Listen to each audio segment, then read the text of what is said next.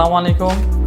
আজকে আমাদের কিভাবে পাওয়ার সাপ্লাই চেঞ্জ করার জন্য আমরা প্রথম ক্যাচিং এর এইটা খুলে নিলাম। এই পাওয়ার সাপ্লাই খোলার জন্য আমাদের এখান থেকে পাওয়ার কেবলটা খুলে নিব।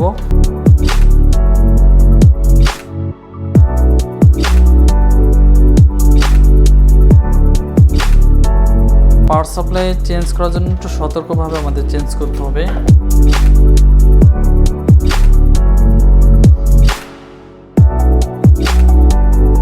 ভুলে নষ্ট পাওয়ার সাপ্লাই অথবা অন্য কোনো পাওয়ার সাপ্লাই ব্যবহার করলে আমাদের প্রবলেম হয়।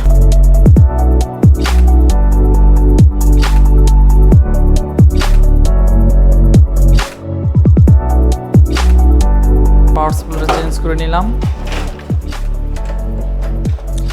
আমাদের হার্ড ডিস্ক থেকে কেবল খুলে নিতে হবে।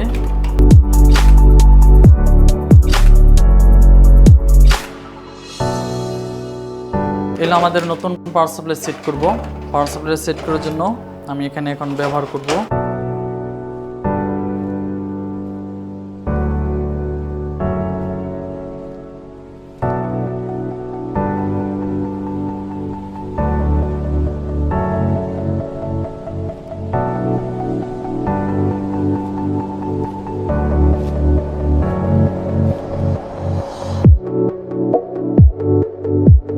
এখন পাওয়ার সাপ্লাই পাওয়ার কেবলটা আমরা এখন সংযোগ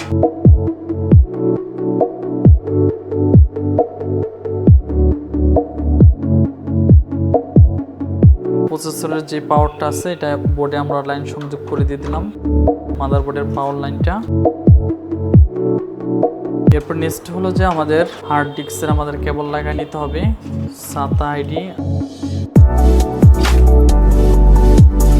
যে আমি লাগাই দিতেছি, একটু কষ্ট হবে, সাবধানে লাগাইতে হবে যাতে কোনো বাঁকা তারা না হয়, তাহলে ভেঙে যাবে।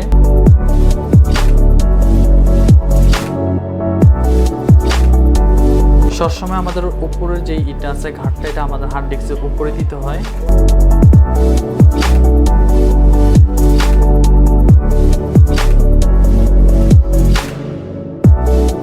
ওকে, এখন আমরা মূলত জাস্ট ভিজিএ কেবল আর পাওয়ার আমরা সংযোগ করে দিচ্ছি। নেক্সট আমি এখানে পাওয়ার কেবলটা সংযোগ করে দিচ্ছি। এখন আমাদের মনিটরে জাস্ট ডিসপ্লে আসবে F1। আমাদের এখন লাগানোর পর পাওয়ার সাপ্লাই কম্পিউটার ওপেন হয়ে গেল। এখন আমাদের F1 প্রেস করতে হবে। প্রেস করলাম F1, এখন কম্পিউটার ওপেন হয়ে গেল। উইন্ডোজ আমাদের 7 এন্টার প্রেস করলাম, স্টার্টিং উইন্ডোজ। আমাদের কম্পিউটার পাওয়ার সাপ্লাই চেঞ্জ করার পর নেক্সট আমাদের কম্পিউটার অপারেটিং সিস্টেম ওকে। আমাদের সাথে যোগাযোগ করতে পারেন। Hardware, software, program, computer, desktop, laptop সকল ধরনের আমরা সার্ভিসিং করে থাকি। আর দেরি না করে আজই যোগাযোগ করুন। Arif computer IT institute, Gosairhat.